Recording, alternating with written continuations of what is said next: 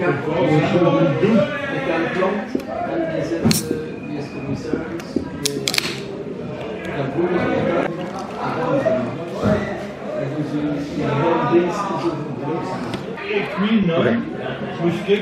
I think it's time to make a little video about Cuba. As the country collapses, we'll have a glass of beer.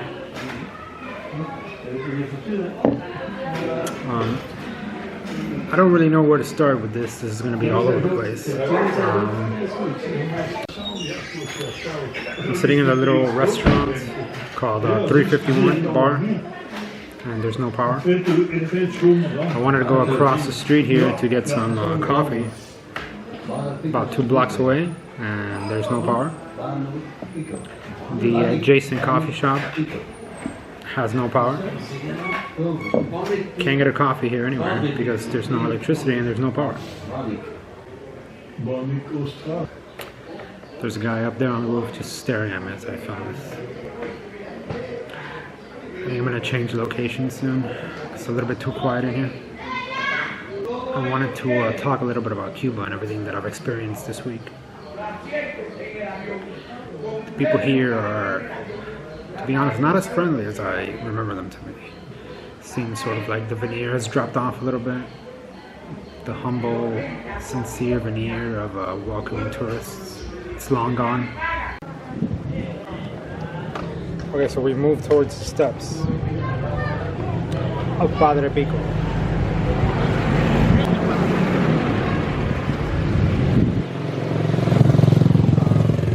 The price of petroleum here keeps going up. I think last week it was about 2,800,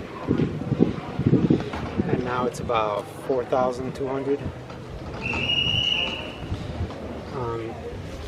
The price of food keeps going up. Everything keeps going up. Everything is just stupid. Everything is just stupid expensive here. I went to a restaurant down the street. It's called Empanadas, and they have really good food there. And I bought some empanadas. I think they were like 700 pesos. Just a basic empanada, cheese, a little bit of meat. Today I went and it was 950 pesos. It's just not worth the money. The inflation is just way too much money. And that was one of the perks of coming here to Cuba, that it was dirt cheap. Funny side note, yesterday I was in the islands and I fell off the boat right into the water. Not my finest moment. I guess I put the wrong foot down. I lost my footing, and I tried to hold on, and I guess the weight of my backpack, I had my backpack on, and the weight of the backpack was pulling me back. And I tried to hang on, so much so that I grabbed the guy and I brought him down into the water with me, and we both fell into the water. In retrospect, it's pretty funny, but it kind of sucked when it happened, because my backpack was on me and it just went right into the water with me. Everything I had, my passports, my SD cards, charging cables, my cell phone, my money, everything was just floating in the water with me as I quickly contemplated my life. But yeah. Yeah, the people here, as I was talking about, they kind of pride themselves now on ripping you off, especially if you're tourists, in quotes, like me. I mean, they make no bones about it. They just want to rip you off, and they will rip you off. And they even rip off Cubans here. The Cubans that live here get ripped off constantly. At the store, in the supermarket. They get told the wrong price, they get told the wrong quantity for items, for groceries, for fruits and vegetables. And like I was talking about before, it's sort of like the veneer is off, the mask has slipped in a way.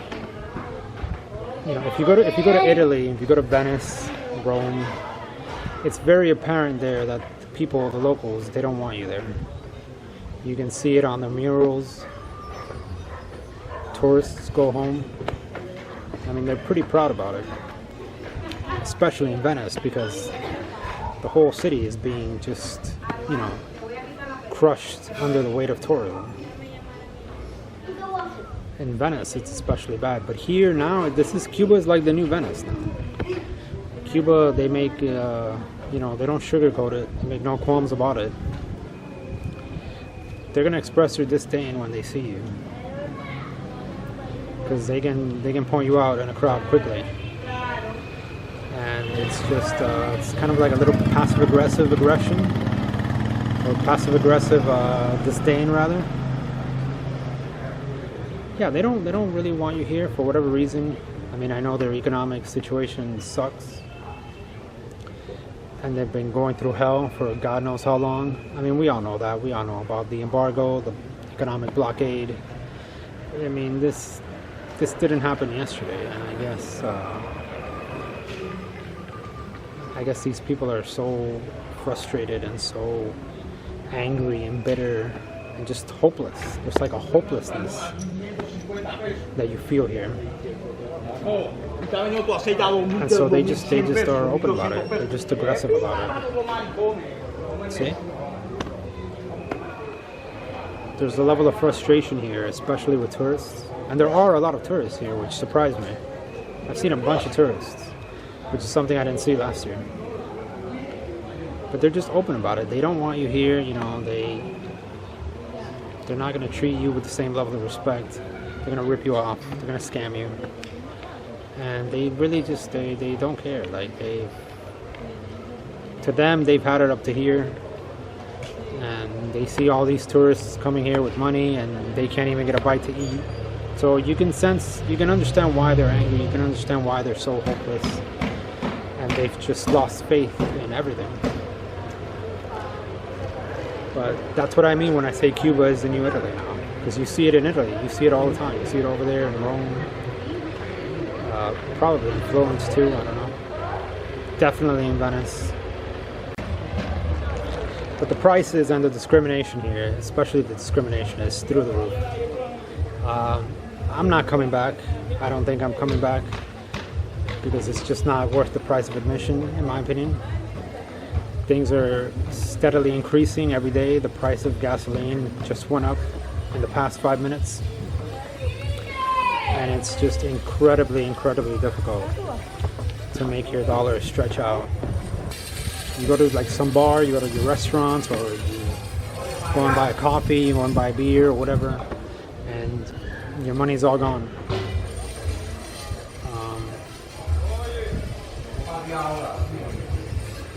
Yeah, I might throw away my passport, because frankly, I don't see myself coming back. And I don't advise anybody to come here, especially now in 2026, the way that things are. It really does feel like Cuba is ending. It really does feel like the country is over. Again, that's just my opinion. I've been here for a long time. I was here last year. Things were bad, but not like this. Things have always been bad in Cuba, even before Fidel Castro. I love it. People pretend like, Cuba's problems started in January 1st of 1959. It's like, have you read a history book? Things have been shitty here for a long time, but now it's just like explosive. It's just catastrophically bad. In a way that I didn't really anticipate it was going to be this bad. I mean,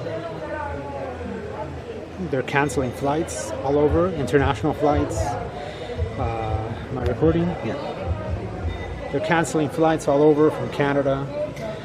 They're closing hotels here all over. In Varadero, they've closed hotels. In Havana, they're closing hotels.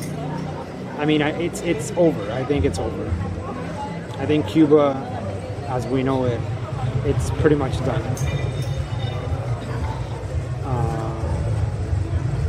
And it's happening rather quickly too.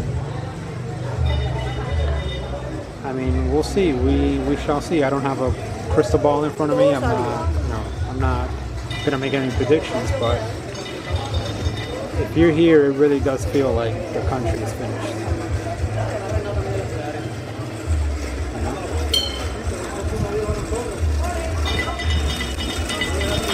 And there's no electricity, there's no power anywhere. Like I said, I went to get a coffee across the street.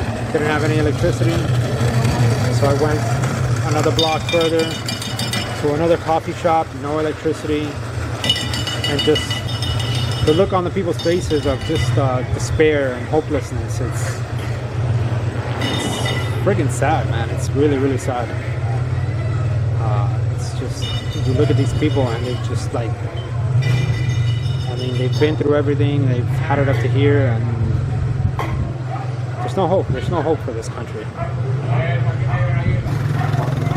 I don't really know how to end this video, so like George Carlin used to say, I'll take a small bow.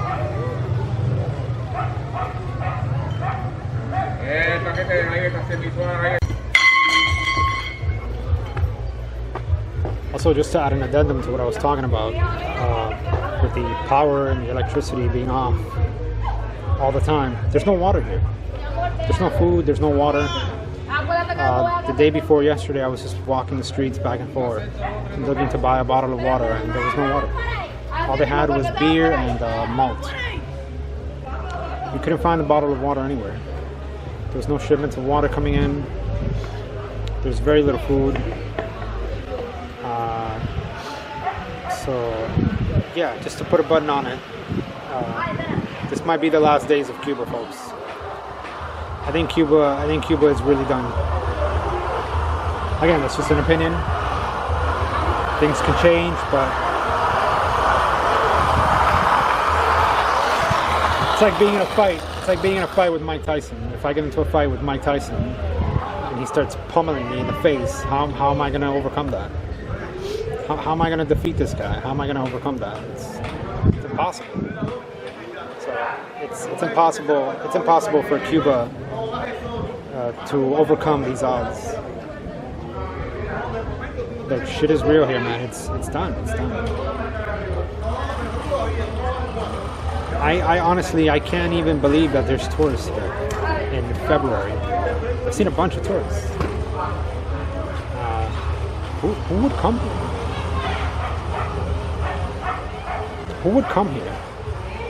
Especially if you're not from the States or if you're not from Canada. Why would you spend your vacation here? I mean, there's nothing here.